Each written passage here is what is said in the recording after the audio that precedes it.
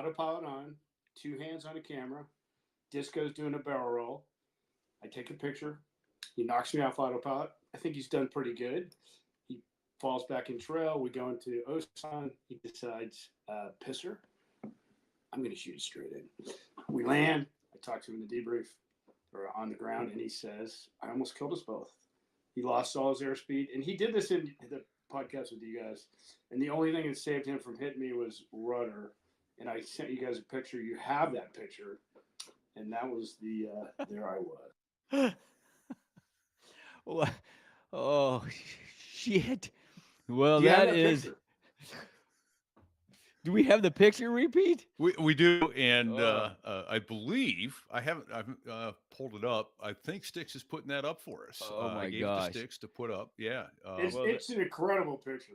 it well, really is. I'll make sure I get it up here too as we begin to talk. But go ahead. Well, that is truly a so there I was horrifying story, which is kind of how we roll here. Welcome. This is Fig. This is going to be a great show. I'm at my home in Kearney, Missouri, God's country, right outside Kansas City. Where's my cohorst? There you go. I'm also in God's country in New Hampshire. Greetings, everyone. Repeat here, and it is our distinct honor to welcome Pisser.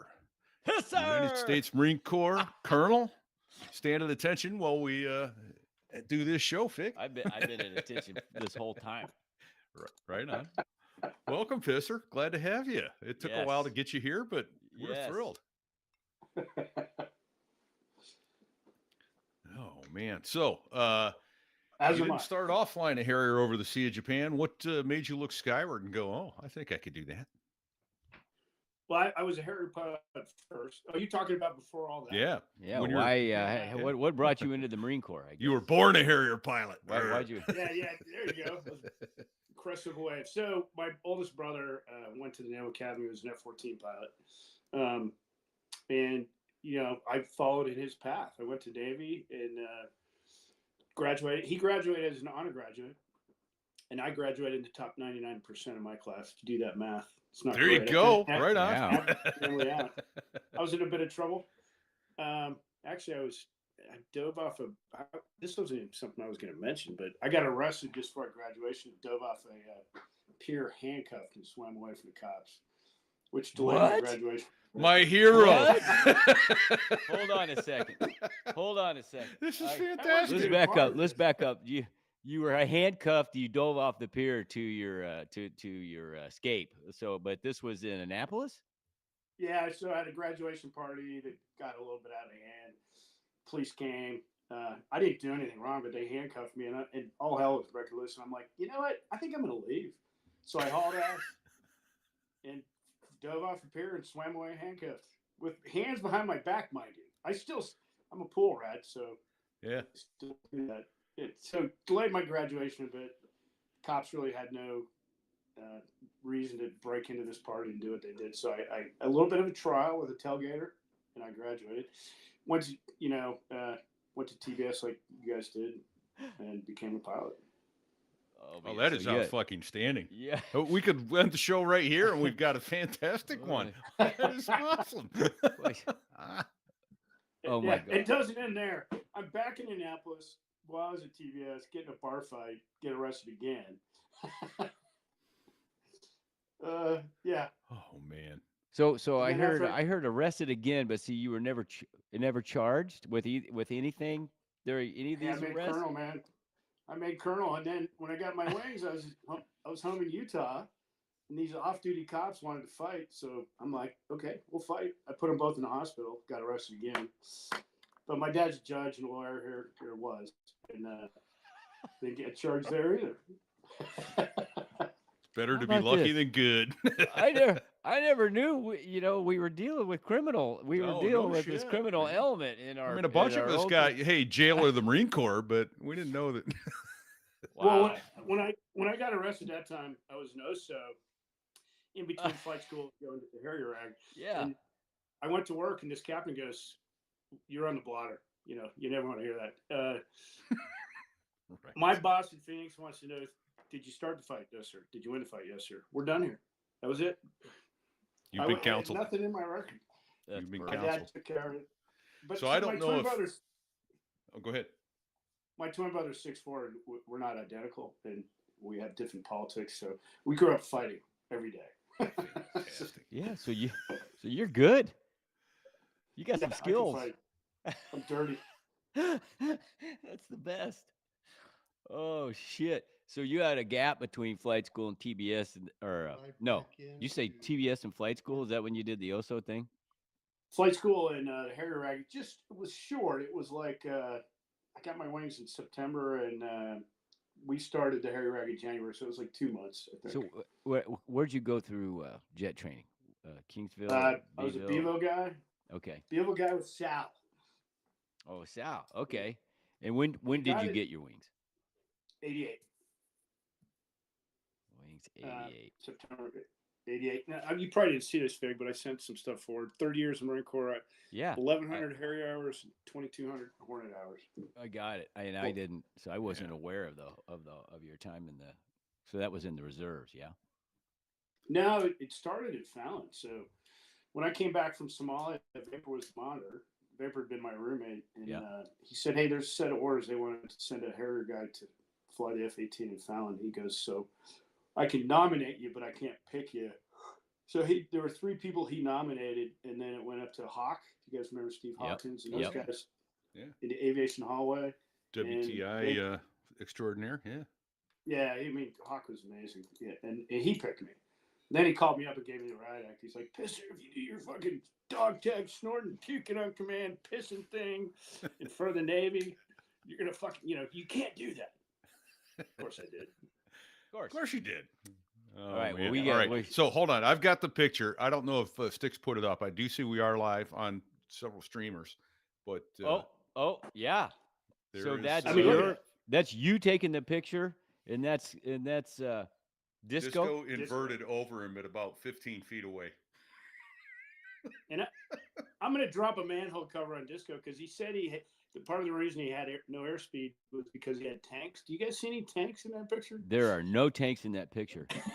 He must have dropped them. But it looks like, doesn't it look like he's stuck with it? The flaps, it looks like the flaps are moving. Yeah, they do.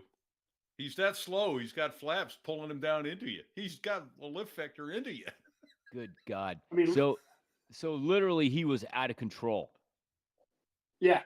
And I got both hands on the camera, and I'm like, "Oh, he did a nice job. That was well done, But it did knock me off autopilot, out hold, I guess. When he went by you. Yeah, it was like, oh. Yeah. I didn't think anything of it until he's like, "I'm distracted." Yeah, okay, I almost killed us. Fuck. Is that great? Oh my God. Of course, I went into the break. Why not? Yeah. I mean, you had no idea how close you were to death. So you're feeling good. Yeah. Fuck. Oh, that's great. All right. So winged in Beeville. Any shenanigans that stick out from your flight school days? Okay, so I was a final for the Blue Angels in '95, and there's a guy on the team named Dino Thompson. I think he was his second time on the team. Yeah. And you might know him at FedEx, but I was when I was in 7.6 training 2 years ago. I talked to him, and he goes, "Pisser, number one, I voted for you. Number two, I knew about you guys before you ever came out of flight school." He goes, "Because when I was in Beeville, I was linked up with Sal and Fod Lorenz, if you know him, another FedEx guy, and we were actually he was in Kingsville. Go ahead, keep going. Fod, go ahead. Fod was a Bevo guy. No, he was in Kingsville as an instructor. When I showed up to be an instructor, I did a bunch of IUT flights with him. Yeah, and that's when he met his wife, Vixen. So yes. So in Beeville, we flew good airplanes. We had good grades, but that's when I was perfecting the art of Pisser. But I perfected the art of taking a dog tag chain, break it in half, snort it, cough out my mouth, put the other end together, snort it, and then I'd puke on command. I'd eat things like eggs, puke on command, eat it, and I'm peeing over everything. It was my own best birth control. I couldn't get laid. These chicks were like, "This guy's disgusting." Actually, I had a girlfriend at our tailhook party. she said, if you do that peeing thing, I'm fucking leaving. So I'm peeing over the pool at our hook party for the A4 where I was the top hook. And all I hear is, and she's gone. But so back to the story. Dino Thompson's roommate was the guy that taught us how to bomb. Great guy, forget his name. He goes, I knew about you guys before you got out of flight school. Wow. Yeah. So, yeah, I mean, it's probably a good time to talk about the whole pisser thing. Yeah, I mean, it's it's you brought it up, man. Yeah. So how did we get the pisser? Let me go out of order. So 24th Mew workups were in Rosie Roads. It is January of 1993. Yeah, am I doing that math right? Yeah, January 93. We're on our way to Somalia. And it's a work day for the Mew. So you think about a Mew. The grunts hate the pilots, right? Yeah. And the helo guys hate the jet guys. So Marine here come Expeditionary Unit. Here come 10 Harrier pilots with 6 jets. We're doing workups. Nobody likes us, right? Yeah. We're the bastard, the family picnic, and we had a work day on the Super Bowl Sunday, and then we all went to the O Club at Rosie Roads. We're all in uniform, flight suits and camis. And this Huey pilot comes up to me with a pitcher of beer and a pitcher of water, and he says, "I don't believe it. You can't piss 20 feet." And I don't know the guy. He's fucking huge. And I said, okay. So at halftime, 150 Marine officers go outside. Rosie Roads, O Club, workups for Somalia. No. Every combat MOS in the Marine Corps is represented except the F-18, the Prowler, and the C-130 with Shadows. Everybody's there. And I tell the guy, you're going to march 20 feet, but you got to stand on the 20-foot line. And so I do. He does. And then I fucking piss on him. And I know it.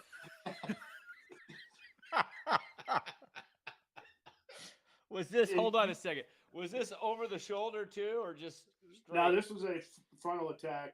Okay. And the guy went and changed his flight suit. I think we had rooms in the BOQ that night. He came back and gave me a hug. He's like, I love you. And that broke the ice. I mean, there was no issue with aviation, helos. I mean, it was like we were all, and we had a great deployment. Everybody was friends, but that broke the ice. Only in the Marine Corps can you piss on somebody and they come back and go, "Man, I love you, man." Yeah, I mean, I was going to do. There I was, as 150 Marine officers got ready to watch me. Well, that would have been equally as good, bro. Okay, so where did the call signs start? Where did you acquire this talent? Yeah, no, where did the call signs? Where did you get? I mean, I get. Sal, my good friend Dave South, I'm 99% certain he's the one that finally called me pisser. Okay. And it stuck. Yeah, that's good. In flight school. Yeah. In flight school. Yep. Because I was peeing over everything. Peeing on everybody. I mean, nobody, like when I was in Fallon, guys would fuck with me in the bathroom, and I'd fucking F-pull them into the corner and have like 10 guys fucking diving for cover. Yeah. I think your brothers, was he a South Weymouth cat? 322, yeah. You flamed them out, right? Their shutdown ceremony, they're burning their hog log. Yeah. And there's all kinds of famous people there. And all of a sudden they started calling for me, because I'd done a Harrier cross country. So I start pissing on the hog log. I think that's what they called it.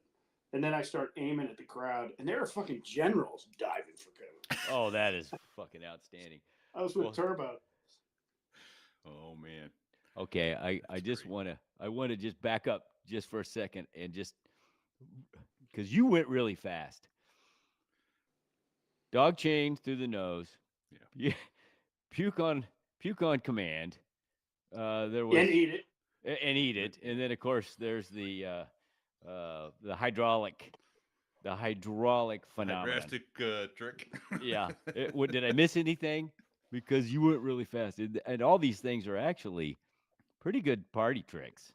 Oh yeah, stupid human tricks. I mean, I watched Disco's presentation. He talked about when all the wives wanted me to piss at a fucking squatter event. The swing set. Yeah. They wanted it, so I was like, okay, fine. Was there an inadvertent hit in Olongapo? Did I hear right about what? Did you hit yourself in Olongapo? Yeah, I mean, probably that happened. I called it ode to penis or ode to pissoir. Yeah, I'd fucking go shoulder to shoulder. And sometimes I'd fucking, have a direct strike. When I was first learning, I'd go shoulder to shoulder. Yeah, it was all part of my birth control.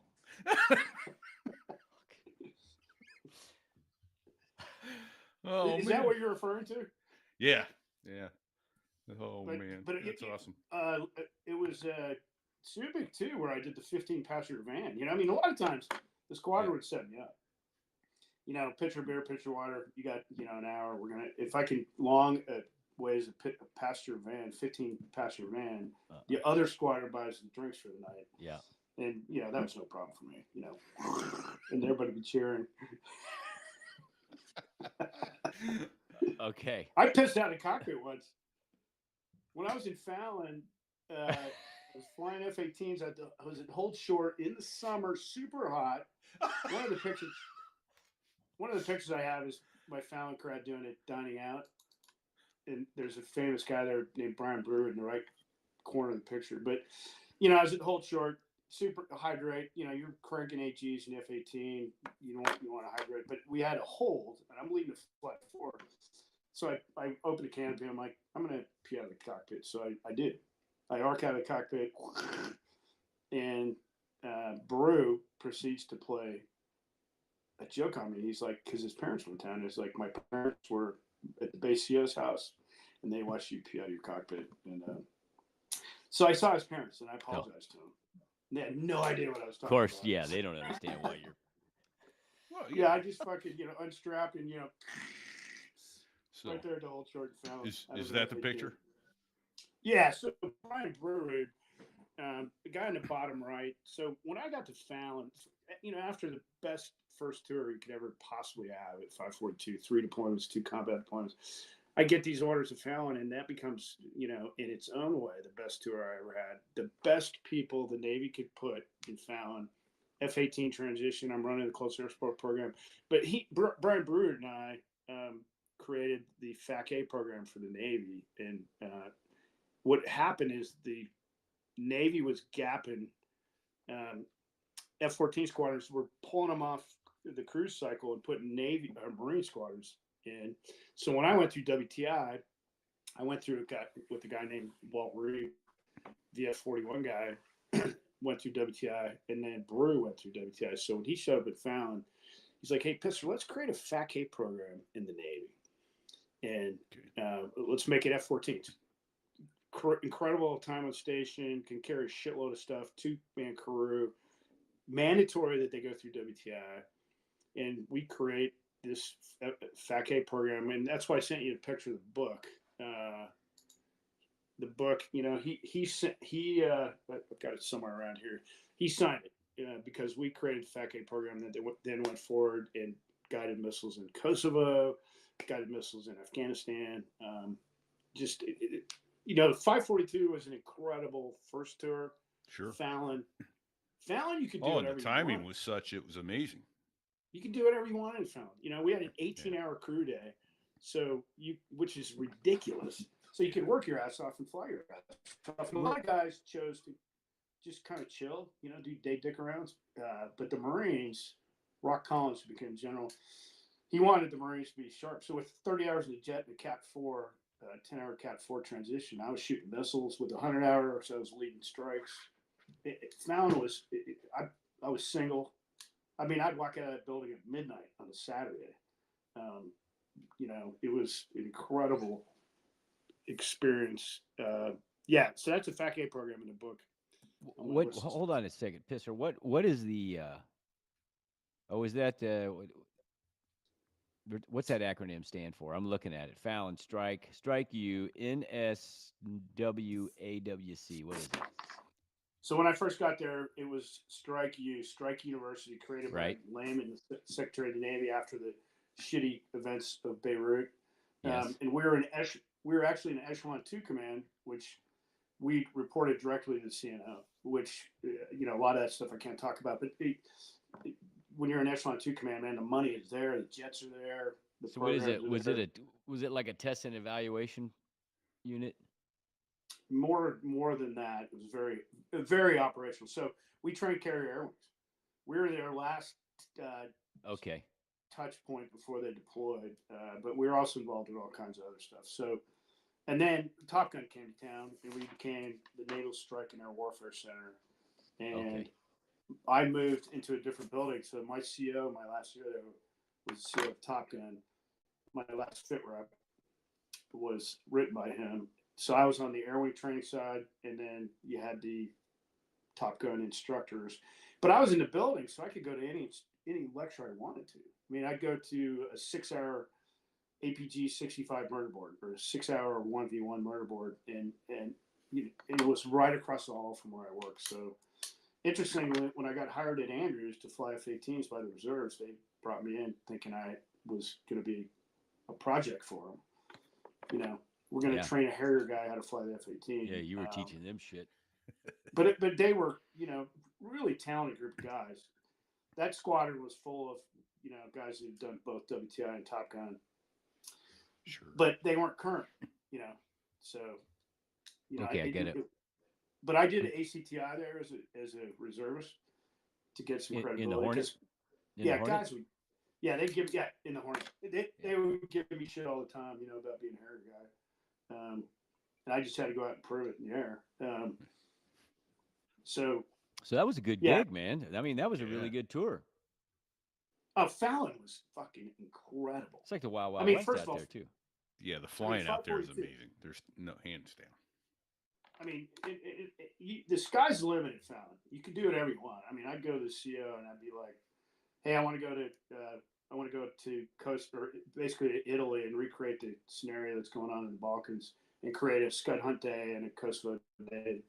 And they're like, "Oh, the money was incredible. You could work as hard as you wanted or as little, maybe not as little." And I just had a blast there. Oh, that's awesome. Yeah, and flying the F-18. I think I rolled out of there with probably 800 hours in the Hornet. Nice. That's awesome, dude. All right. Was Dave Brown there then, and had he already left for NASA? Dave was my first son. He was our doctor. Okay. Good friend of mine. Yeah. I did his flyby at Arlington. So. Oh, you were there. Okay. All right. I was there at the funeral. Dave and I went through Beeville together. Oh, what a great guy. So yeah. So I did his flyby. Yeah, I did his. Were you at the wake afterwards? Yes. Yeah. Okay, so I rolled in there. I rode in there after working all day in a flight suit and got like a standing ovation and said, "Hey, this isn't about me. Thank you for that." We did a good flyby, but we got a little bit of heat for it. But yeah, I came ripping in. I was the flight lead on that. There was that. For our listeners who don't know Dave, he was on Space Shuttle Columbia when she broke up on reentry. Dave was a great guy, Navy doc. Got his detailer to send him to flight school, so he had pilot wings, doc wings, and probably one of the smartest human beings I've ever met. And when talking to him, you'd never know it. The guy was just so humble. He could mentally run circles around anybody, and he never let anyone know it. So. But he was humble about it. Yeah, that's what I mean. He just, you'd never know that the guy, he had to have a 160, 170 IQ. The guy was brilliant. And he would host parties in Fallon, and it was the coolest group of people. I can't say enough about the Fallon crowd. They were incredible. Jimbo Lenz is in that picture on the left. Andy Lines is in the back. Big John, 6'7", 300 pounds, was my assistant in the close air support program. So I took over the CAS program, and my predecessors weren't pilots, so they did timing and accuracy, and then I created scenarios and got approval to do urban CAS in downtown Fallon, Scud hunts. I mean, you could do whatever you want. 542 was an incredible first tour. This second tour, and that's when I was in finals for the Blues. Incredible group of people, and the Navy sends all their best people out there. Yeah. There's sub guys. There's Dave Brown, Doc Brown. There's all these eclectic people. And then our second CO out there was Admiral Tim. He became a 4-star, and he said his murder board was the most impressive thing he went through because we all murder boarded him. Can you define Yeah. murder? Can you define murder board for our non-tactical aviation listeners? So anytime you give a presentation out there, there's different levels of what they're going to go through. But the ultimate murder board is 60 people on the staff watch you give your presentation, and then they all debrief. And there's even a linguistic guy that does your us per moment. Can't be over 7. Right. Us per moment can't be over 7, or you don't pass. Incorrect. I just did it. Oh. Yeah, it was the coolest group of people. Hey, I'm going to throw a name at you. He may have been after you left Fallon, but he's been a guest on our program a couple times, and he's a personal friend. He was a former F-14 guy, and then he went to Fallon to work at Top Gun. Kimo Percival. Vaguely, how old would the guy be? Well, he's about He's like our 19 age today, isn't he? I mean, yeah, but he was the nav he was a NavCad, so he was he got out of super college. junior. Yeah, he was always super junior, but he's I don't know. So we're 60ish, right? And I think he's 56 or 5. So I left Fallon to go to FedEx in January of '97. Okay, well I think that's I can't remember exactly, repeat, but that's right about. Seems About like time he you would've showed gotten up there, I there guess. Yeah. somewhere in there. Well, whenever they moved Top Gun to Fallon, it wasn't too long after that he went there. Yeah, I did a year of that. And, it was like the Troubles in Northern Ireland, merging those two commands, and it was all about the T-shirt. Strike You wore dark green or dark blue, Top Gun wore light blue, and I just went fucking green. I just stopped. I wasn't going to play that game. And then, I started going to the murder boards. And then they started. Because at the same time, Tone Constant, who was a Top Gun instructor, was standing up a CAS program for Top Gun, and I helped him. So, I was in the middle of the Troubles. Well, let's roll back the time. Let's roll back time a little bit and go back to 542. So you guys yeah, you guys went from Westpac all the way to No, it was Saudi 231. Arabia. But No, they did. Yeah, come- we actually had about 6 weeks at home. So we got home in June of '90, and Saddam I thought invaded it was August. 542 that did that. No, it was 231. No, That it was was Curly 231. and Okay. those guys. Yeah. Vicious Pack of Lieutenants was in That's right. 231. Yeah. All right. They were by the time they showed up, we'd been there like 6 months, right? And we were welcoming them at their airplanes with near beer, fake beers, and we have no laundry. We're it's like Apocalypse Now. We've got completely native, and these motherfuckers show up, and they are the most unhappy. They're shoving up 2 by 2. They got airplanes all over the world. Right. They You're scattered like, them "Hey, everywhere, welcome right? to our base." And by the way, there's a couple pictures of the base. Oh, You yeah. can pull those. It's King Abdulaziz. Was a soccer stadium. Right. It had there's one runway right next to it, right? And you guys were And we're in the parking lot. So you see the stadium is only one-sided. That's where all our spaces were. We're up on the 3rd floor, and then all our tents are in the parking lot. Let's see if I can That's get King- that up real quick. King Abdulaziz. Garden spot, man.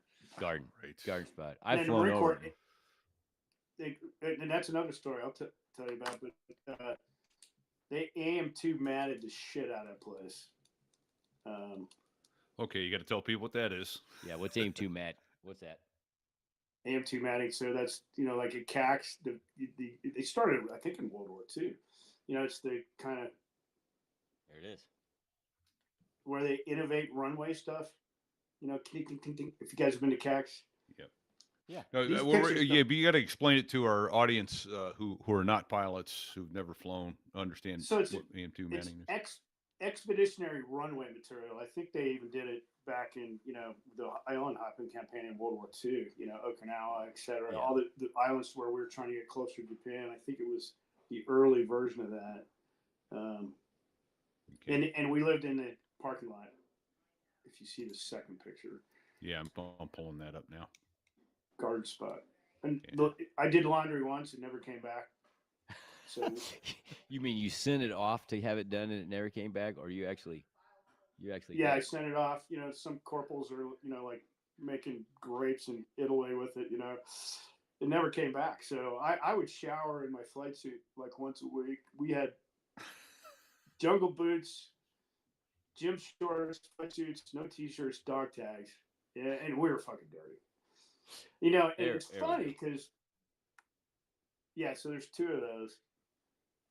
So in the middle of combat operations, our XO Snatcher Leffler has an all pilots meeting, and he's like, I'm sick and tired of hearing you guys talk about brown star loving, snotty end of your, tadpole suit from the snotty end of your love, all this shit. He's like, you guys have got to be classy Marine officers. We're fucking dirty as shit. We're fucking flying combat missions, and we're like, really? Are you serious? And yeah. While I'm at it, I'll just bring up the other thing I mentioned. So the Young Guns was everybody from Strut down, Strut Disco. Yeah, just incredible group of guys. And Mongoose, who'd flown to Vietnam, he stands up in an all pilots meeting, and he goes, he's got his glasses on, he's got a piece of paper in front of him, and he's like, "You guys shot 100,000 rounds of 25 millimeter last week. What the fuck are you shooting at?" And we're like, "Everything, Skipper. Anything so that moves. Everything." Because the ROE was anything outside of Kuwait City was fair game. If it had, if it had spectroscopy, it was fair game. Another big word for Marine. But wow. Anything. Okay, so there's vapor, turbo, yeah, pisser, Rosie and Sal. Oh, Rosie and Sal. Okay. Yeah. That's a great picture, man. Young Guns on the CBU. Well, and that went in, and that was in Soldier of Fortune magazine. There's another version of that if you can pull it up where we're all shooting at the camera, man. So the CO stands up. He's like, "You shot 100,000 rounds of 25 millimeter last week. What the hell are you shooting at?" We're like, "Everything, Skipper." So our personal 542ism was, we're going to drop our bombs and then we're going to go. There we go. Oh, that's badass. That's badass. And I'm pretty sure that's during combat operations. We're going to drop bombs and then we're going to find anything we can and we're going to shoot it. Anything. And 100,000 rounds in 1 week. I mean, the Skipper was just baffled because the old guys would just drop their bombs and come home. Right. Speaking of the old guys, so Rosie and I one day, we do a low transition with cluster bombs over the end of the runway, and we don't know Mongoose is in the fuel pits, which is like halfway on the runway. We're going north to drop bombs, and he loses his shit. He wants us separated. But I'm going to go back to, if you were the CO of a squadron, would you put the two junior pilots together? Never. Never one time. And I was telling to repeat this. I got my division lead qual as a first lieutenant on Thanksgiving Day. So that's awesome. All my combat missions were as a 1LT till the day the war ended. I got promoted the next day. So he wanted us separated. So talk about timing, repeat. Right. They separated us for a week, and we had to fly with a bunch of other people. Then we got back together, and then we were, back to our killing. So, I mean, Rosie was unconscious in combat. He was great. Not to pick on Disco too much, but one of my missions was with Disco and positional mutual support. Somebody's got to have eyes in the target area while the other guy's bombing. So, Disco just got married. He's worried about it. I got so much magic dust, and I'm dropping bombs and I pickle, beep, and I hear beep, and I look at my right 5 and Disco's in fucking fighter wing on me. So nobody's clear of 6. I'm like, Disco, what the fuck are you doing? He's like, "Yeah, God, I only have so much magic dust. I'm not going to live forever. I got to get home to Cheryl." Oh my gosh. So you and Disco were in Time magazine during the war, right? People magazine. Sorry, People. Yeah, they did a big thing on you guys. On you guys. So, but Disco was not one of the young guns. He was the He he was technically was. It was kind of strutting down. Strut, Rutledge, and everybody below that. There were, Strut, Disco, Vapor, Sal, Turbo, all those guys. Okay, that's fantastic. so any does any one thing stick out to you about well, first of all, how many combat missions did you fly in Desert Storm? I ended up doing 36. The day of the Highway to Hell, I saved all my kneeboard cards, by the way. Day of the Highway to Hell, guys like Strut wouldn't get out of the airplanes, man. They were just having a heyday up there. They wouldn't get out. Would you expand on that, please? So we had two fobs up north, Ras Al Mashab, and I can't remember the other ones. And they were just south of Kuwait. So you could land there, rearm, get some food, get some intel, and just go. And it was like a 10-minute flight. So when the Highway to Hell happened, the afternoon launch guys, we all got canceled because those guys were going to give that shit up, and they're having a blast. I mean, the most dangerous thing up there on the Highway to Hell were mid-airs. Yeah, hitting each other. Yeah. For A-10s. So a Disco, I'm sorry, Pisser, for our listeners that aren't familiar, can you expand on what the Highway to Hell was? So the Highway to Hell, and I flew over it on a combat mission. So the Highway to Hell was this big mass exodus out of Kuwait City by the Iraqis who were stealing all the shit out of Kuwait City. And so they were like, I don't know, 5,000 people. Somebody figured out if you bomb the front, then you can just bomb the rest of them. And I flew over it the next morning, and it was like 5 miles of burning vehicles and chaos. I mean, it's cool because we were going to a mission. I think I was with Rosie at that point. And we were doing you never flying under an overcast, right? Right. We were flying under an overcast, Sure. and it's a good story because we're weaving, and we go right over the Highway to Hell, and we're getting a FAK mark on a target with the Republic Guard in southern Iraq, and we mark it, or he marks it, and we bomb it, and we elevate through the clouds, and there's a flight of 4 coming in right behind us from the ship. And I played this for Lawman because those guys came in and did the same thing we did, but Dash 4 got shot down and killed. That was Underwood, I think. Oh, was that with Woody's Lawman? flight? Okay, Lawman and Woody. Yeah, Yeah. and they're on Okay. my tape. They're on my tape checking in. Oh wow. Wow. Because you never want to fly under an overcast, and it was like Yeah. 7,000 over, and they did, and Dash 4 gets clipped, and Schwarzkopf's like, we have absolute air supremacy, blah blah blah, and the war ends 2 hours later. I'm like, he doesn't see the shit that's coming up out of the ground like we do. Yeah. Yeah. Yeah, Right. I've got a combat tape. Those guys checking in. Wow. Yeah. So yeah, in fact, that was show 25 we did with Lawman, and it's Here's to Woody, the last worst day. Yeah, that was really moving. Lawman On my did. tape, you hear them check in, 2, 3, 4, and then Rosie and I hit the Republic Guard, go through the clouds, and we're out. But there was all kinds of shit going on. I mean, the Highway to Hell's burning. I mean, that is the wildest thing I've ever seen. Yeah. It's like being at the Wizard of Oz. And should you be under an overcast? No. So then you got a whole ass, and then we bomb, and then we get out. Yeah, I played that tape for a while, man, before I left Cherry Point. I think he was flying A4s. Yeah. Yeah. Did was it you or was it Sal that got the 7-4 in Kuwait City? That must not be me. Okay. I think it's Sal then. So one of you 542 dudes blew up 747 at Kuwait International.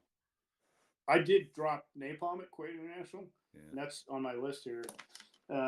Rose and I had a mission, so we all had napalm. We walk out, we're all carrying napalm.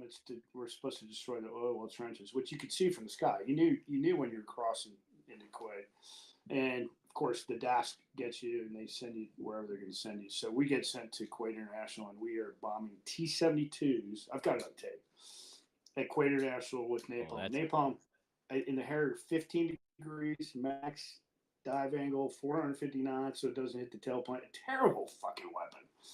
Yeah.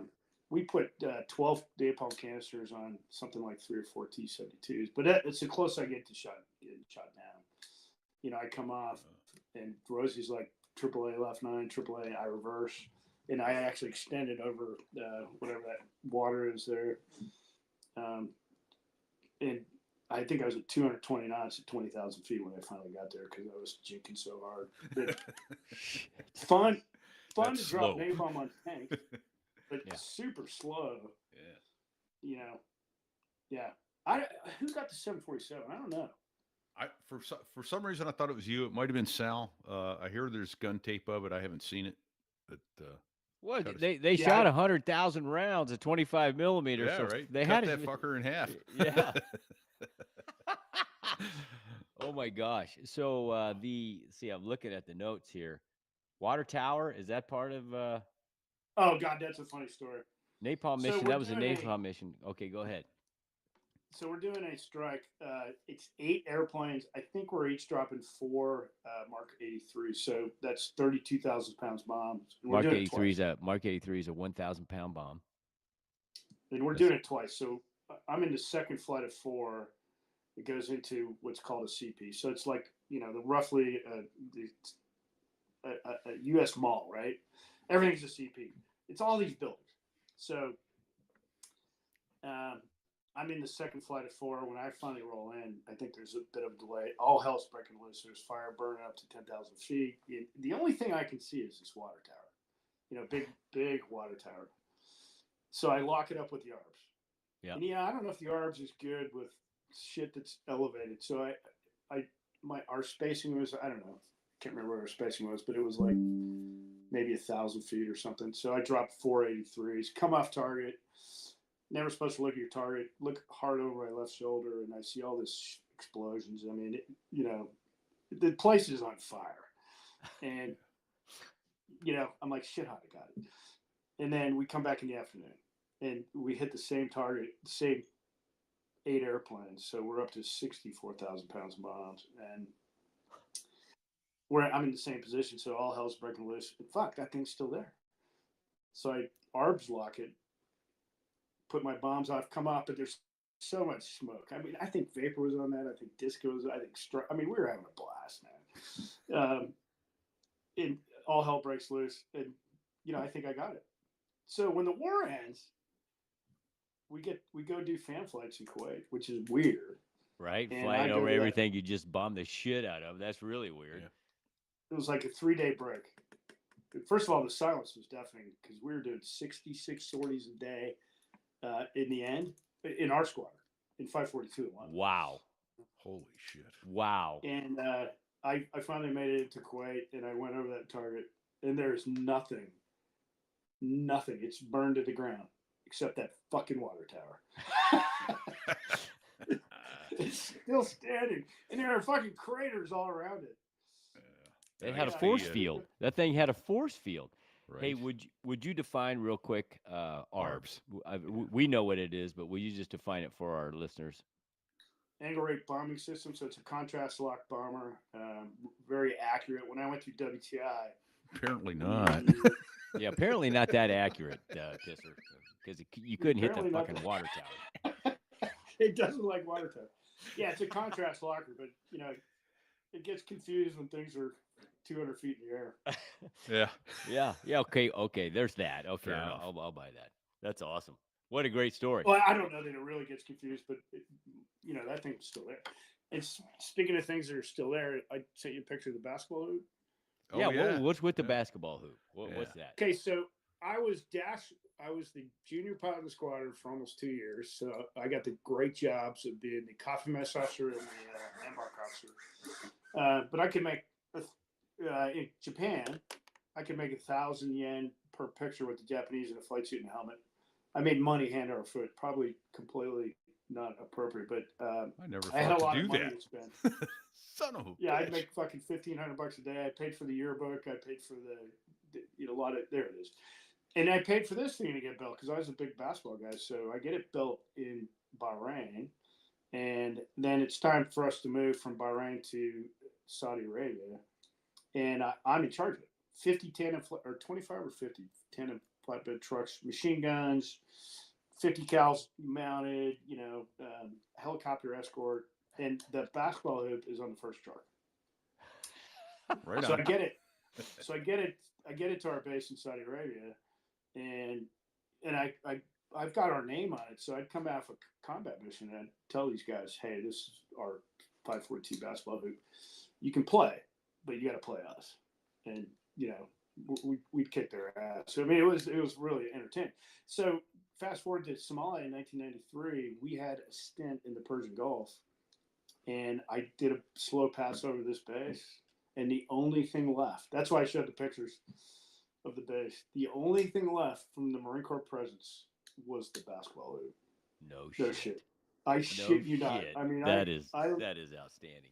I'd go over that base, as slow as you can fly in a Harrier, without putting shit out. And I'm like, oh my God, my basketball hoop. It survived. It's probably cool. still there.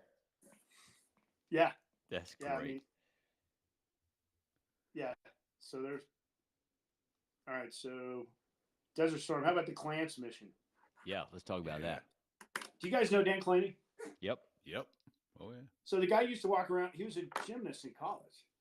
He used to walk around on his hands at parties. He'd get a certain level of drinking, and he would just walk around on his hands. That was his thing. Fucking hilarious, dude. So, who does that? Right. So first, I'm going to digress. When we were in Bahrain, Clance goes out and gets drunk on white lightning. And he comes back to where we lived in Bahrain. We were living in buildings, and decides to take a shower. Now, Clance is a hairy man. We call him McGilla. And McGilla decides to dump Charlie in the shower. So he puts a Stanley steamer right there, and then he passes out. So here's the hairiest human in a fetal position around a Stanley steamer with the shower still running, and we create a viewing line. A viewing line. There's a line. The F-18 guys are there, the Harrier guys are there, and there's a viewing line to view Clance, who's passed out from white lightning, and he's the hairiest dude. His fucking back's hairy, and he's in a fetal position. I mean, it was classic. So that's Clance. So okay, let's fast forward to combat. So Clance. We're on an 8-plane strike. First of all, you guys want to absorb that? That's pretty funny, right? I'm processing that right now. I'm trying to catch my breath, actually. No, I'm processing that right now. And by the way, I feel like I've already done 150 crunches. Exactly. Thank you, Pisser, for A that. little bit of a core workout here. Yeah, but there was a viewing line. It was like a funeral. There were like 150 people in line to view Clance wrapped around a Stanley steamer with shower and naked. Hairiest motherfucker, McGilla. Gillo the gorilla. Yeah. Oh my gosh. All right. So we're doing a strike. It's an 8-plane strike. If you guys remember back in the day, it was all low altitude. Now we got to come up high altitude. So we're in it's a flight of 8. It's 4 planes in fighter. Every section's in fighter wing, and then it's an offset box. And we're attacking an artillery battalion, their resupply area. So we got to come around the corner of Kuwait and kind of come up and come in from the west, and then we attack this thing. So, the Harrier always had the beep. We never did the beep in the F-18, but the tone. So we're dropping. I think we're dropping 82s or 83s. I remember. So we're rolling in, man. It's Pappy rolling. You hear all these beeps, beep, beep, beep, beep. Anyway, we come off target and we exit west. It's early in the war, and there's no Clance. Clance is just not there. Nobody can see him. Nobody can find him. Uh-oh. Clance is dead. And you got to fly those minimum risk routes back. So it's very quiet. And it's a long, 30-minute journey to get through the MRRs back to get to the initial for our base. And I think Mongoose is on that flight. He's getting ready to start the CSAR event. Clance is dead. Fuck, we're turning final, and all of a sudden we hear on the radio, hey guys, hey, it's Clance. Fucking Clance comes off, because we're not used to these 45-degree dives and he comes off target and pulls his comm cord out. Oh, And then he decides he's got to take a piss. So he's headed west in Saudi Arabia. He's About to beelining it. town. He's beelining it back, right? But he's got he's got the pedal pack, and he's like, "Fuck, I can't hear anybody." It takes him a while to figure out. So he starts flying back to the base, and yeah, Clance was alive. I mean, we were like, "Fuck." Oh man. I think he was Dash 8, and he was just gone. And we were so Clance is bummed. dead. Yeah. He's dead. Clance is dead. Right. And Oh, that's- Clance was not dead. So, yeah, that's the Clance story. Two So Clance stories. that's two Clance stories. Yeah, Clance is dead twice. Clance is dead. No, Clance is not dead. That's okay. Holy Thank shit. you. Thank you for that. We've been going at this for quite a bit. Let's take about 3.5 minutes to thank our sponsor. You might want to make a quick head call or anything like that. Of course, you can just sit in your chair there, Pisser, and go, and we'll walk in the other room. All right, I'll do that. I'll be right All back. right. Sounds good. We're going to do a quick thanks to Robbie. Don't be a moron. Call Robbie. You heard him. So there I was, staring at my retirement account, thinking, man, I should have talked to Robbie Walling at HSI Wealth Strategies about 20 years ago. Oh, I had a budget, a spreadsheet, a dream, but in reality, that's not enough, Fig. Repeat. I've known Robbie for over a decade, and let me tell you, the guy's as solid as they come. In addition to HSI Wealth Strategies, he's an Air National Guard pilot. He's an aircraft commander in a C-130. He's sharp as a tack, and he gets us. Military and airline pilots aren't your average 9-to-5 crowd, and HSI isn't your average financial group. Well, exactly. We're smart folks. Just ask us, right? I mean, we know how to plan a flight down to the minute. But planning a 30-year retirement, well, that's a whole different airspace there, man. And HSI knows how to navigate that. On average, their clients end up with, get this, $1.5 million more than folks going it alone. Not because you're doing anything wrong, but because HSI knows strategies that most of us were never taught. It's not about working harder. It's about working smarter. How many times have we heard that over our career, right? And yet we insist on not doing it so much to ourselves, right?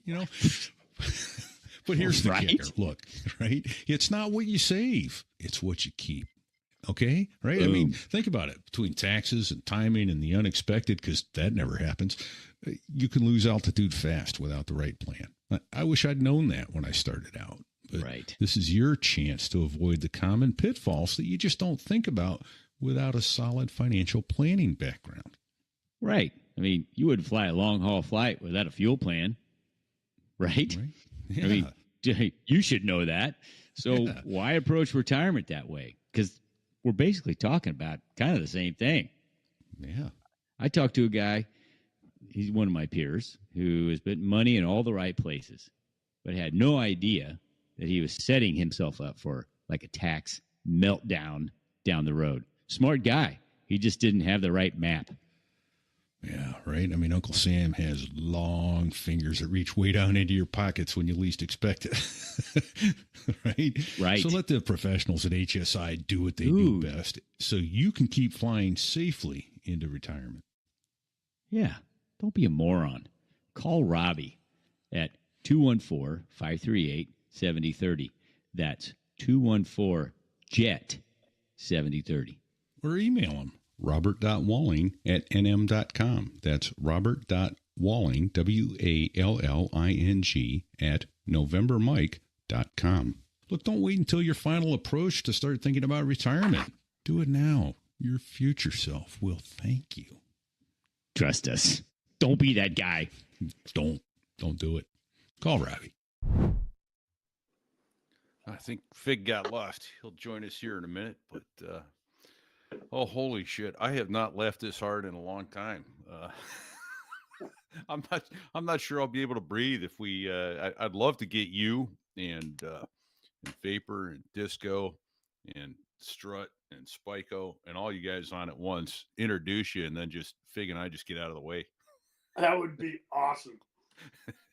I mean, Are we live right now? I mean, 'cause Yeah, I'm yeah. on a group- Oh, yeah. We've been live the whole time, but I just I'm so. I'm on a group text with the 542 guys, so it is incredible. I'm on there with almost every surviving member: Rosie, Clant, Salt, Disco, Otto, Beeve, Rebel, Vapor, Mongoose, Spiko, Strut, Turbo. Yeah, that's fantastic. I We actually had- had a show. Otto was like our third show, wasn't he? Yeah.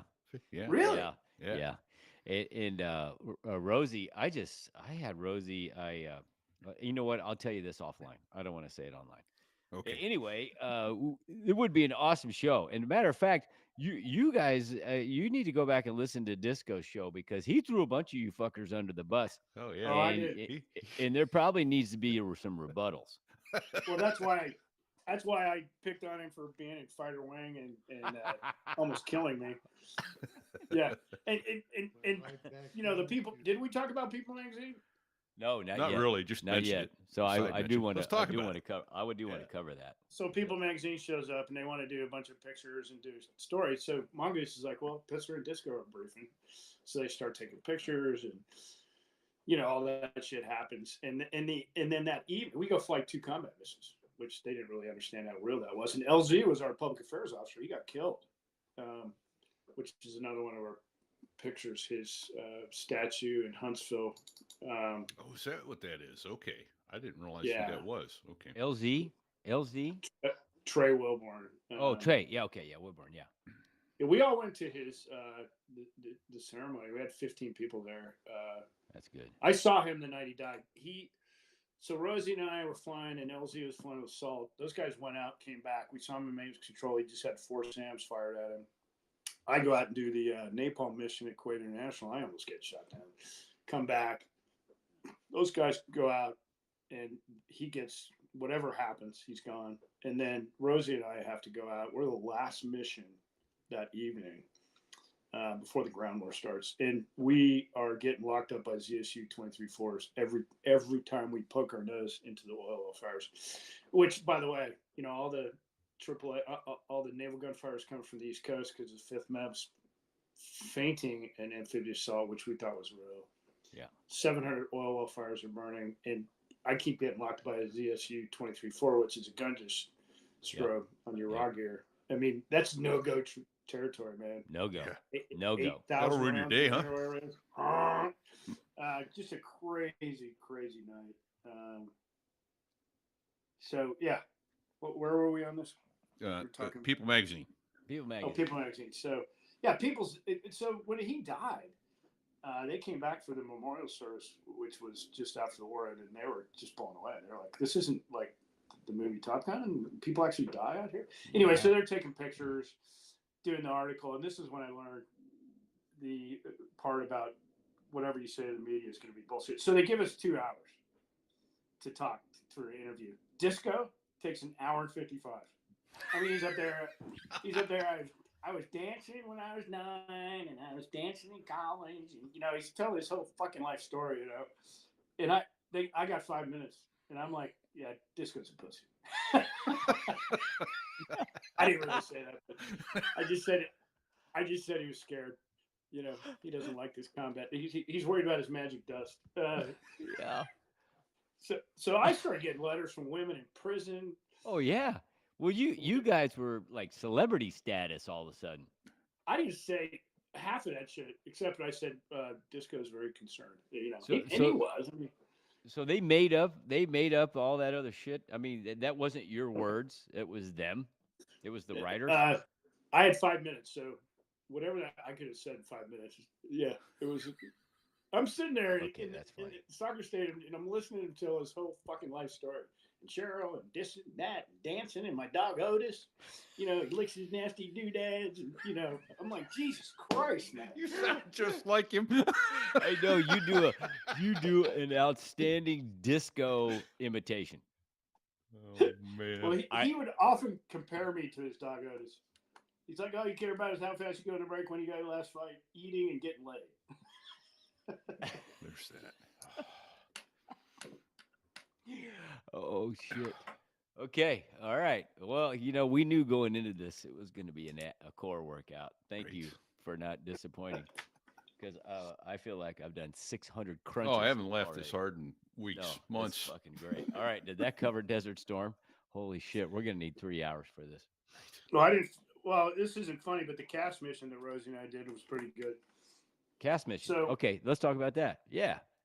Cast so in mission. Desert Storm, I want to say, I've heard different numbers thrown around, but I think 542 flew roughly 1,200 combat missions, and of those 1,200 combat missions, we dropped 2.2 million pounds of bombs.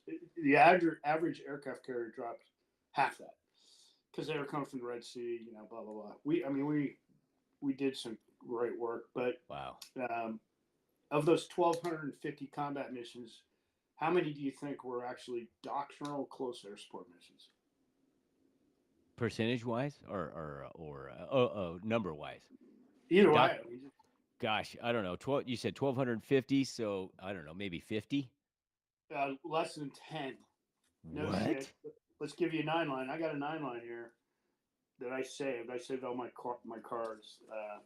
So Rose and I launched, and we're carrying Mavericks, Rockeye, and the gun, and you would launch with like 400 waypoints, 400 freaks, and you never knew where the hell the DASC or the TAX was going to send you. So it's day one of the ground war, and we get a doctrinal cast mission. I mean, I can read you the 9-line brief. Yeah, read it. I won't, but IP 82, heading 358 or 348 right, distance 6 miles, elevation 500. Description: bunkers, coordinates is a laser mark. Friendlies are 2,300 meters south. Egress east. So we're carrying Mavericks. And So somebody's got to put a laser on it for you. yeah, so I got the laser code of 1111, which is, I'm not sure why it wasn't 1688, but and we got a cone too, I think. But we're carrying Mavericks. Okay, AGM 65Es. Which for our listeners is an air to ground missile. Yeah, it's a 500-pound laser guided missile, but the Harrier community had just been cleared to carry it. So we had no simulators. I'm not even sure we had a lot of book, TAC manual stuff. So, I'm playing with this thing, trying to figure it out. And then we get this 9-line. I'm leading the flight. And, off we go. I get the lock. I think it's the correct look on the display. And I launch this thing, and it goes high. And I'm like, fuck, it's going stupid. And the FAC is losing his shit. His name is Poncho, I think. The guy gets a silver star. His silver star is in my OQR. So, it long story short, it guides. And the guy on the radio is like, it just hit. I had the laser designator on the guy's helmet. It hits exactly where I was designated. So, Maverick. I think Rosie's Mavericks didn't work. So hold on a second. Hold on a second, Pisser. You're saying it came off and it was started climbing high. You thinking the thing went stupid, but it really didn't. It was just doing its thing. It was doing its thing, and it hit the dude that he was lasing. Right, it hit the actual spot. Right, the dude in the head. They were taking mortar fire. First tank battalion was taking mortar fire. So yeah, it hit, and he's freaking out on the radio. So we do it again, and then we do it again with Mark 20s, cluster bombs ×2, and then we do it with the gun. And the gun run, we're coming in, and then and they're just lasing the spot. And I can actually see in my notes here, the Mavs were at 6,000 feet, 5 nautical mile, 5 degrees nose down, and then the gun was, I think, 15 degrees nose down. We're shooting the gun on a laser spot on troop trenches. So the BDA. Go ahead. What altitude? I think it was 6,000 feet. I'm looking at my notes, which isn't great, but remember, nobody was going below that. Yeah, yep. But we have safe terrain where the Marines are. 5 bunkers destroyed, 2 Mavs, 500 rounds, mortars. So the long story short, I come off target. I'm feeling pretty good about supporting Marines. I do an AOR roll. First Tank Times online. And then, we go home. And I show up with no Mavericks. And I think only one other person actually fired Mavericks. Because, they showed up in like February. So what happens is the ground Marines write us up. And this citation goes from Marfor Pac up across the Marfor land, and it shows up in our squadron in August of 91. And Rosie and I, we don't even know. That's the way an award should be written. This guy gets Silver Star. He brought in some Cobras behind us. But our BDA is 300K. Wow. Nice. Yeah. I mean, I got it on my wall. I can send you a picture of it. But the award didn't show up, So Scratch Jones took over 542, and there was an awards board, and we're going to write up the best people. And who was in CG back then? It was kind of a hard ass. Who was it? What? His son got killed in a hair. Oh, that was Rich Herney. What? Oh, No. Herney. Yeah, I was thinking. Yeah, Herney. Yeah. There's an awards board, and they write up the best awards. They go forward, and Herney shut a lot of them down. So this was after all that. This award shows up, and it's written. The award is approved by Marfor Land. Was it air medal or was it DFC? What was it? It was an interesting story because they're ground guys, so they didn't know. Can we turn this picture around? I don't know. No, not really. No, they maybe you didn't can. know. There you go. They didn't know, so they. What's an air medal? Well, they wrote it's an air medal with Combat V. They wrote it up without the Combat V. Okay. Because they didn't know, but it's a cool word. It came down from General Keyes. It was at the time Marfor Land. The way an award should show up. It just arrived. Rose and I did some good work that day. There just weren't that many doctoral cast missions. I think Clance did one in Kafji. And I don't think very many people were able to get their Mavericks off because you needed a laser. I mean, it was absolute chaos. 2 Marine divisions, all that shit, all in the area. Yeah. Not bigger, much bigger than maybe CAX. Anyway, that was a good mission. Oh. The guy on the radio is pretty pumped up, and his Silver Star write-up is in my OQR. So very nice. Yeah. All right. I'm looking at. So we talked about the workups. 24 MU with HMM 263 call sign. So that was the story that you told earlier about the 150 officers from every damn MOS and the hydraulic display, right? Yeah, and I mean that there was no issue after that. Everything was great. So you could call that think about really winning hearts and minds right there, bro. Right. I mean, think about it. 6 jets and 10 Harrier pods show up in a MU. I mean, you're the bastard at the family picnic. Everybody's like every time. Every time. But they fucking, that was it. We were great friends after that. Fantastic. What's the so you talked about the FAC-A program. FAC-A program. You and who else wrote the book? So I worked with closely a guy named Brian Brewer, who's in that picture. Brewer, yes. Who, pretty famous guy. I think he won an award like Pilot of the Year in the Navy. I mean, those guys went off, and I think he guided 400 missiles off his airplane. Through his. I think they used Lantern pods in Kosovo.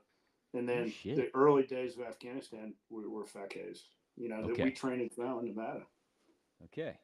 Well, that's badass. That is. That was phenomenal. Yeah, that's doctrinal. Yeah. That's huge. And I also helped work with the SEALs because the SEALs were not very good on the radio when it came to close air support. What I call the White SEALs, not SEAL Team 6 guys. So we built a FAC program for those guys. And I was pretty famous to those guys. I did a low flyby one night at Bravo 19 in Fallon. I was doing dive recovery rules, square to corner and afterburn. I saw the numbers get really small. They were up in an outcropping, and I put 30 SEALs on the ground. I didn't know. So I come into the debrief. It's like 12:30 in the morning, and these guys are all standing there shaking my hand. I'm like, "You guys good?" And they're like, "Holy shit, what a flyby!" I'm like, "Yeah, I almost killed myself. I didn't know. I was doing dive recovery numbers without, and I wasn't on the goggles, so I just squared the corner. I saw Oh the number shit! go really low, and I was like in full afterburner, lights out, of course. Yeah. Hey, would you pretty please define that dive recovery rules? I mean, we all know what you're talking about, but for the people that really don't understand it, could you just, because this is good. How not to What work does that yourself. mean? Dive recovery rules. Yeah, it's checkpoints. So it's just going to keep you safe. A certain angle, a certain altitude, then a certain angle, a certain altitude, so you don't hit the ground. But doing it at night on the goggle, or not on the goggles, with a little bit of high terrain might not be recommended. Yeah. Yes. And so let me expand on that just a little bit. It was a way to get from up here back down low really, really fast in a controlled way, right? Without putting yourself in the dirt. Exactly. Yeah. So for instance, when you were at 30 degrees nose down and you saw a certain altitude, you hit 4Gs. And then when you were at this altitude, you should be, at 20 degrees, you should be at this altitude, and so on and so forth. So you get back down to 200 feet or 300 feet or 100 feet, whatever you were aiming for, right? Exactly. Yeah. Holy shit. At night, no goggles. What the fuck is wrong right? with you? No knocks. Man? What the hell? So what tiny number did you see? I think I saw single digits. Oh my gosh. Shit. I mean, because Well, he did they all say he hit was the single deck. at the time. You were single when all this was going down, right? Probably, yeah. I got married when I was in Fallon, but all I know is when you got 30 seals that hit the deck, Yeah, that's saying something. you got to be low. You've impressed So him. I was somewhat famous with those guys because I worked with them for 3 years. Fantastic. So what is Pisser? What is 3 hops one day? I think it's the coolest day. So I think Cruiser was leading a deployment of MAG. The Cherry Point MAG was coming to Fallon. And I was still in the window where I could fly the Harrier. If I flew to Yuma, did the open and closed book NATOP test, and did a simulator. So I did that. And then I flew an F-18 flight in the morning and flew 2 Harrier hops in the afternoon. Pretty cool day. That's badass. One of those are, the ergonomics in the cockpit. One of those, I pulled the radio off one because the radio and the upfront control in the F-18 and Harrier, one is you push and one is you pull. Yeah. I know I pulled something off. I think it was in the Harrier. Yeah, whoops. Yeah. I wonder how many people can say that. I wonder how many people that are walking around right now can say, "Yeah, I flew a Hornet on one sortie and then 2 sorties in the I'd Harrier be shocked if there's in anyone one else day." that's done. Who? So both Pisser, airplanes who else Sunday. can say that? Maybe Turbo. Turbo might have done some of that. Turbo and he came and got current when he was at Pax River in the F-18 at Andrews, and we did a little, pseudo 1v1. Maybe Turbo. I mean, there's not a lot of guys that did, have 1,000 hours in the Harrier and 2,000 hours in the F-18 that was all tactical. No. No, Blue Angels. Blue Angels maybe get the hours, but not the tactical hours. Yeah. I was proud of that. Yeah, that's pretty very badass.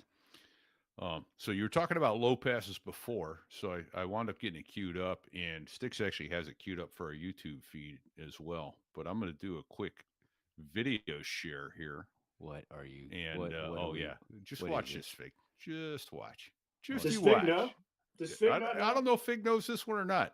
Oh, so here comes a quick video I'm going to play, and people, you can search on YouTube for TCU. That's Tango Charlie Uniform versus Navy Flyby. Here it comes. Okay. What? What? Yeah. Is the hook down? Oh yeah. Are you shitting me? And he is. He's 500 feet, right?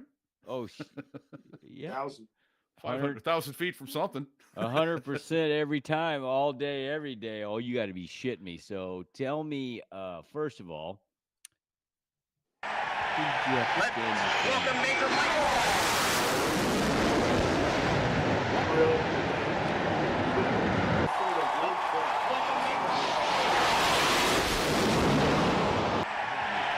Yeah. Fig, do you remember his video?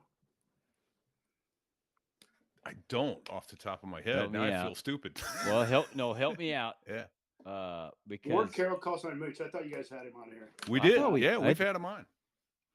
So he, if you watch his video, I really thought, I know Ward. I thought he would actually QA his own stuff, but he's had the the one wrong that airplane. was talking about you getting your wings pulled for that.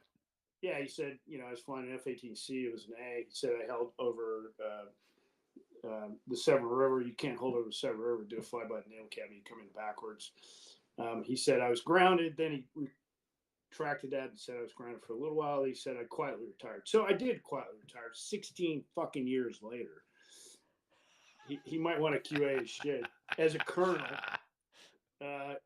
that flyby was in 2000, and my last flight in the F-18 was in 2008. So I did continue to fly. I didn't really get in much trouble. The superintendent looked at the senior Marine and said, "Good flyby. He's not in trouble." Fantastic. What? Who could complain about that? Well, so that first video I saw was like taken from like a suite. It's from the boxes, yeah. Yeah, it looked like I could read the serial number on the bottom of the tail hook when it went by. That was pretty fucking badass. I was off by a zero. 1,000 versus 100 feet. All right. Well, badass. First of all, single ship. Was it single ship? Because I didn't see a -2 anywhere. So, so it was the end of September. It was 2000, and we're out of money for reservists. The active duty guys didn't want to fly on a Saturday, so it was my 7th. It wasn't my final flyby, by the way. I'll send you a picture of my final flyby. But repeat, it wasn't his final flyby. No. It was. So that means there's got to be a more spectacular one out there somewhere. Well, there's that, right? It's actually a pretty good flyby. I'm looking at a picture of it right now. I'm gonna share it again, just for those wanting to see. This is my final flyby. If you can see it up there. Oh, hang on. I'm sharing the video right now again, just because I can. So that was the LSU Navy game, right? TCU. Oh, sorry, TSU. TCU. Tango, Navy game.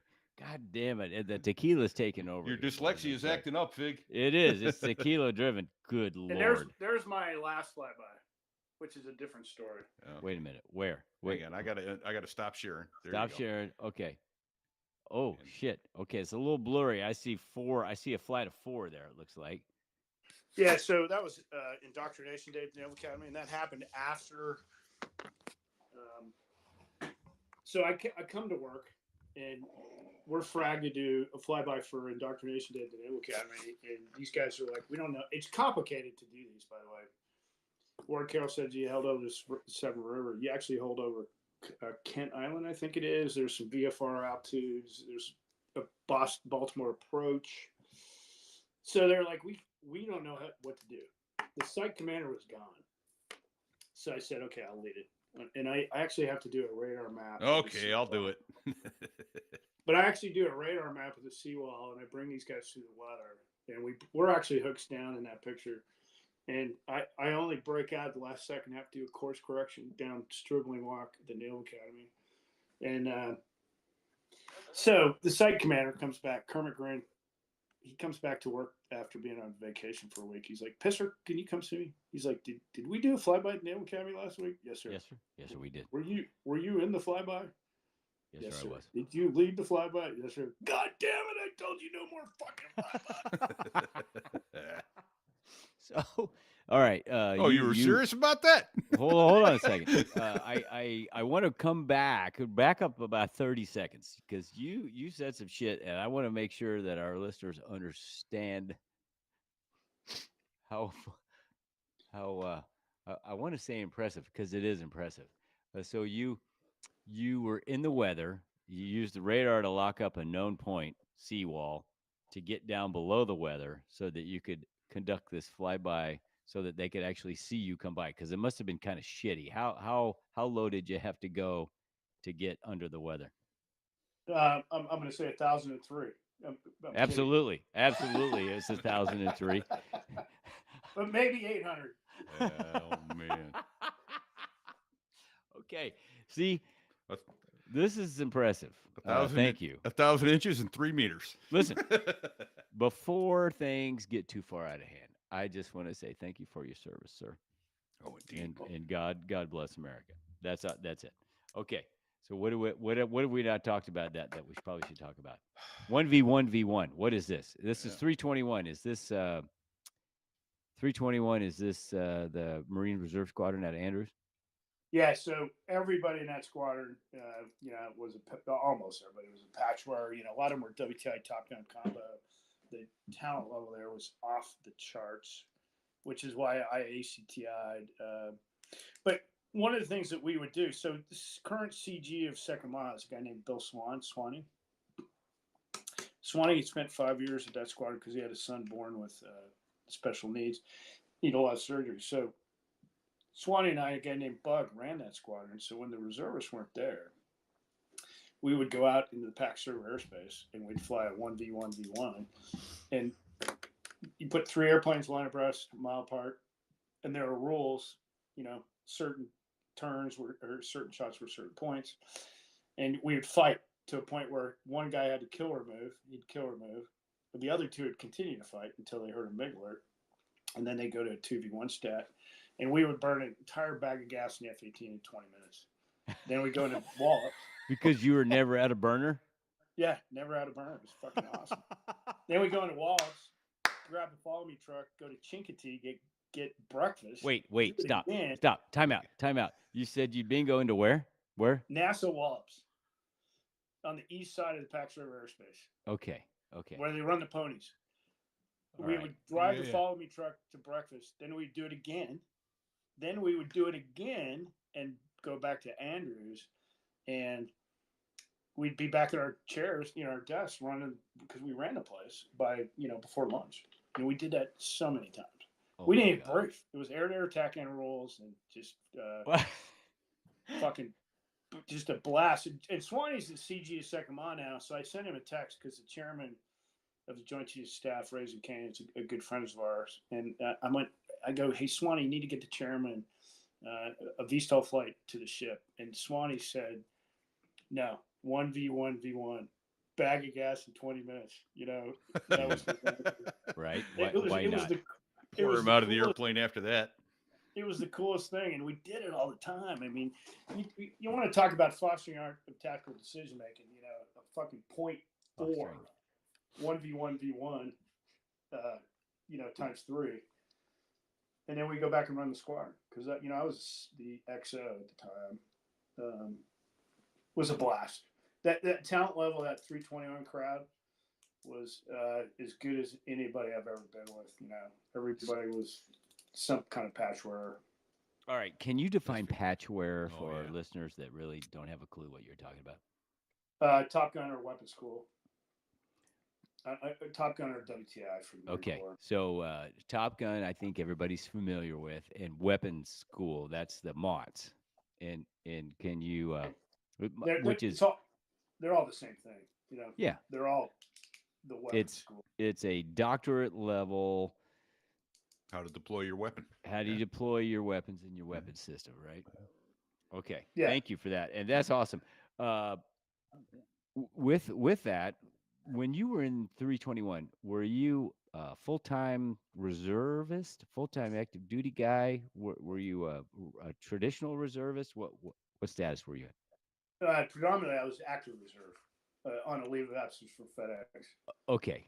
So, because you said you were there all the time, you were running the place. So for the reserve, you're the full-time active reservist guy, Art. Yeah. Whatever. I mean, I got there in '97. I started active reserve in '98 until January 2004. So, almost 6 years. Well, that's pretty awesome. Yeah, very cool. Well, yeah, because the Marine Corps didn't have any reserve Harrier units, so it's awesome that you had that F-18 stink on you and you could do that. That's awesome. Really? Well, nobody liked me. I mean, the Harrier guys call me a traitor. The Hornet guys call me a Harrier guy. You know? Well, of course. Well, you're a much better pilot than the normal F-18 guys because you had to learn how to actually fly an airplane before I tell you you went what, to the Hornet. if you could fight a Harrier, and then you add afterburner to that equation, you can fight a Hornet. I mean, Yeah, right? Easy. Piece of cake. Wow. How long have we been talking, repeat? Hour and a half. Good Yeah. Lord. Yeah. We need Repeat's to gotta have go you pick his back. We daughter need to up. probably start landing the airplane and then have you back. But, Yeah. uh, Well, we we need got a to couple have more, the though. We we got need time to for a have couple the 1v1v1v1v1 with all the 542 Bubbas. Are we missing That will anything, be- Pisser? Is there anything we need to cover before we land the jet? I think we're good. We talked about being the battle director. I think. No, we didn't. Let's No. talk about that. Yeah. So Let's do that and wind it up with that. Yeah. Yeah, was that out of Qatar? Out of the Yeah, I was at LUD and you know, I out got of Kayak? tapped. Yeah, it was kayak, and it was when ISIS rolled, and it required every skill set that I've ever had. You need to know every airframe, every weapon system. You need to understand the theater level of war. You had to lead a team of people that were, before I got there were people committing suicide. It was What? yeah, it's a tough place, LUD. I mean, I was there in summer. The heat index would bottom when- out at one. When exactly were you at LUD? In 2014 when ISIS rolled. Because I was there. I was there in 2015. So I just missed you. Oh no shit! I was upstairs. I was a battle director. I was flying C-130s in the Guard. No kid. Yeah. So Yeah. Did you know where the kayak was? Yeah. Actually, Sinbad, my buddy Steve Sinner, was in the kayak as the what the hell was he doing? He was Marine 06 doing. He wasn't the battle director, but he was. Oh, he was the Marlow. Yeah, he Yes. was the Marlow. Yes. Yeah, so Marlow was just outside the battle. Yeah, Sinbad was in the unit I was in Great Lakes. Okay. Yeah, I was. So the Marlow would come in. He's like, "Pisser, why are you so stressed?" I'm like, "Dude, it's fucking chaos out So there." I mean, so talk about this. Yeah. You Explain said explain people why were, that is. I don't think people were have. committing I suicide don't and have shit? a clue as to what Yo, that does. Yeah, tell our listeners. Give us some details. well, from the suicide thing, it's just a tough place to live. Why? as you know, Tell them why. Why is it well, tough? it's like being on the moon. Only hotter. But It's hot as fuck. Combat stuff that I was going through was ISIS was rolling. The entire Iraqi military, or half of it, dissolved in one weekend. They were just murdering people left and right. Cutting girls' heads off. It was. Yeah, it was the face of the chaos. devil, and as as a battle director, you had to be completely dialed into all that. I was connected at the national security level to the White House, making decisions that were, I put the first Marines back in to reinforce the embassy, put the SEALs in to reinforce the airport, put the first drone. That all happened one morning. And there's a whole nother story, One morning. of what we were doing, but it was crazy. Thank God I was on a shift, because the people that weren't on shifts were. But the kayak is considered a weapon system, and I agree that it is. And it was damn near inverted, pulling into the ground. Wow. It was crazy because we had nothing in Iraq when ISIS rolled. Can you just describe for our listeners what the kayak is and what it looked like? Because I know, but I want you to do that. Can you do that? So it's a $300 million building, combined air, space, and operations center. It runs the air war from Pakistan to Egypt, and it looks like a wraparound IMAX theater. And Yeah. I Big worked concrete. up in the battle cab, which is like being up where the movie is projected. And we ran, if I needed somebody, sometimes I'd laser them, for a laser pointer. Get their attention.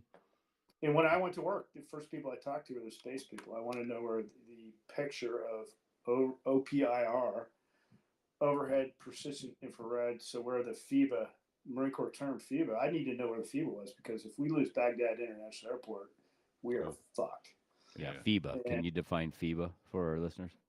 forward edge of the battle area, Yeah. or Yeah. FLOT, forward line of.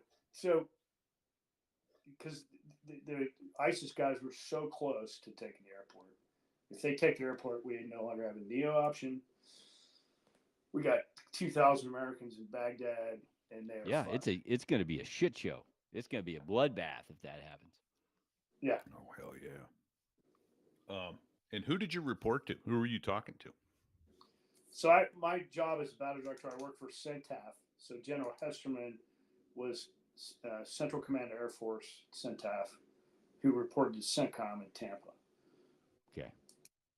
It was at the time General Austin, who And maybe was and so you're in this capacity. You're a Marine Colonel.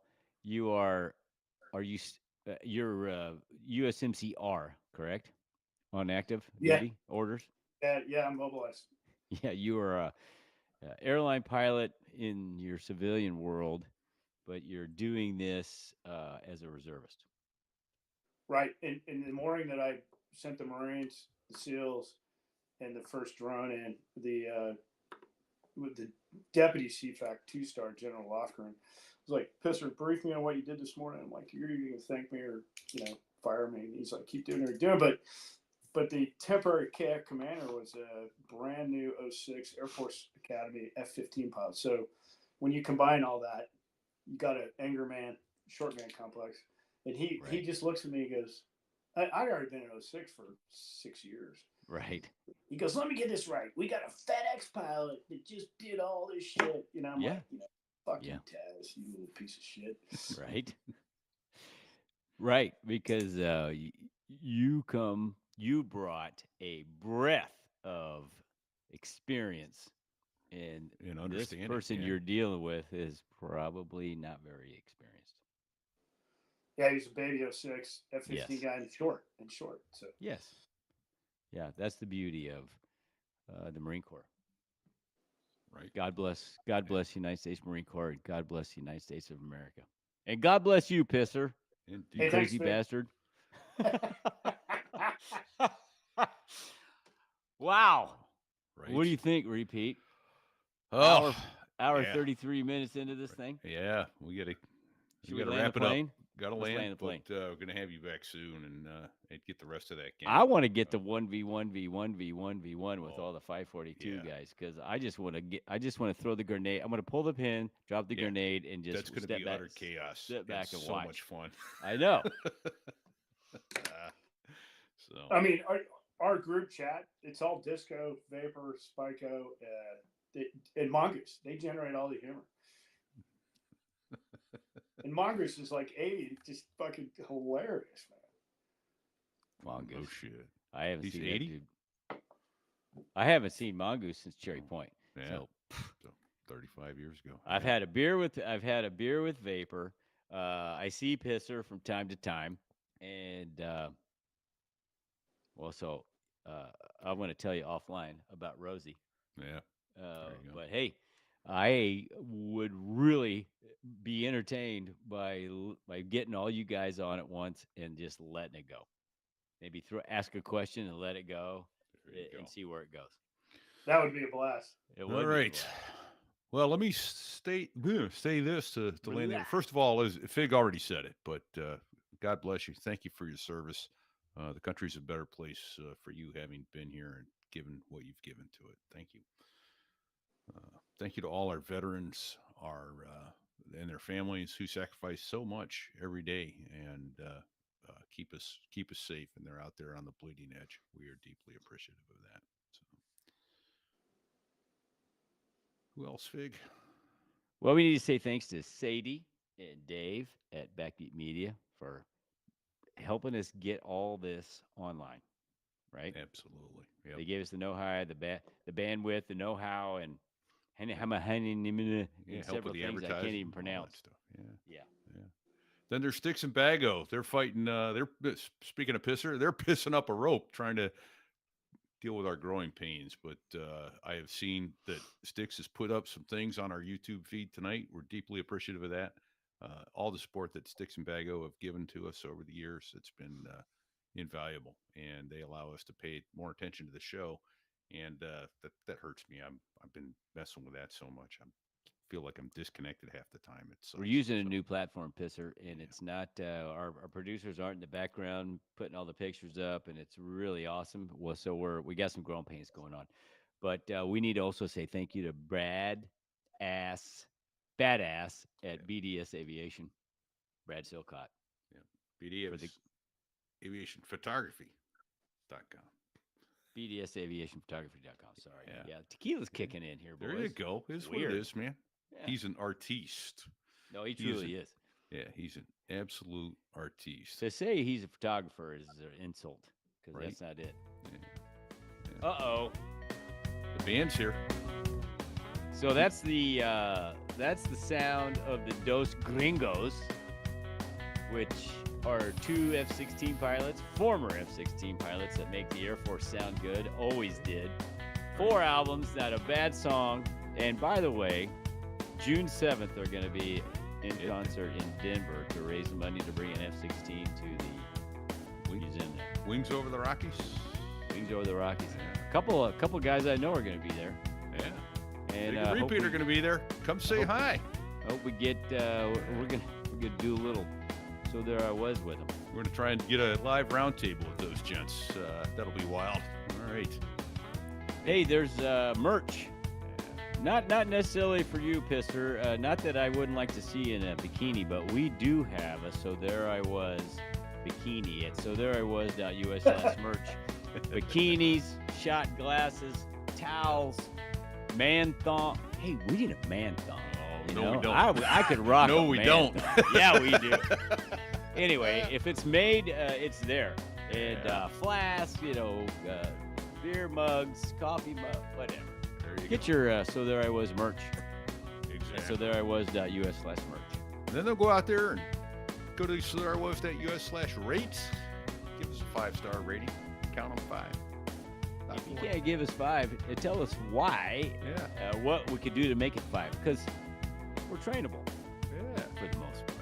We'll find another show. Give them less than 5. Leave us alone. Yeah. But we've gotten some good feedback. We appreciate the feedback. We're always willing to learn and try and do better. So we're deeply appreciative of that. All right. Well, I think until next week.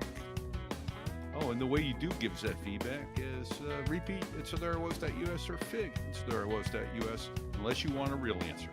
Then it's if it's a question, you need to hit sticks at SoThereIWas.us or Bago at SoThereIWas.us. So, any advice until next week, Fig? Don't sit on the ejection seat handle. Don't do it.